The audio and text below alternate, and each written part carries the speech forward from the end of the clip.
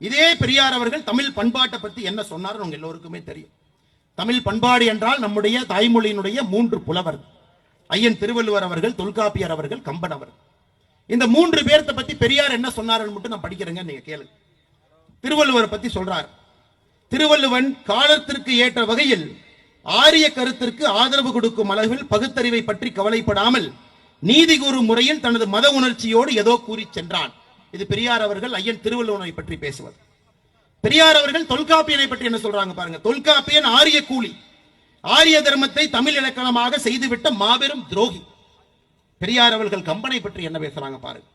கம்பன் இன்றைய அரசியல்வாதியை போன்றவன், அது ஒண்ணுதான் கரெக்டா சொல்லியிருக்காரு. கம்பன் இன்றைய அரசியல்வாதியை போன்றவன். அரசியல்வாதியை தப்பா சரியா சொல்லியிருக்காரு, கம்பனை பற்றி தவறா சொல்லியிருக்காங்க. முழு பொய்யன், முழு பித்தலாட்டக்காரன். இது பெரியார் அவர்கள் தமிழ் மொழியினுடைய தமிழ் பண்பாட்டினுடைய உச்சத்தில் இருக்கக்கூடிய 3 புலவர்களை பற்றி சொன்ன கருத்து.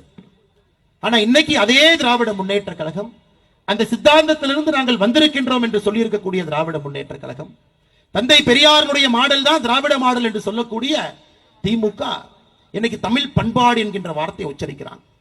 அந்த கேவலமான ஒரு நாடகத்தை பழனி மண்ணில் அரங்கேற்றிக் கொண்டிருக்கின்றார்கள்.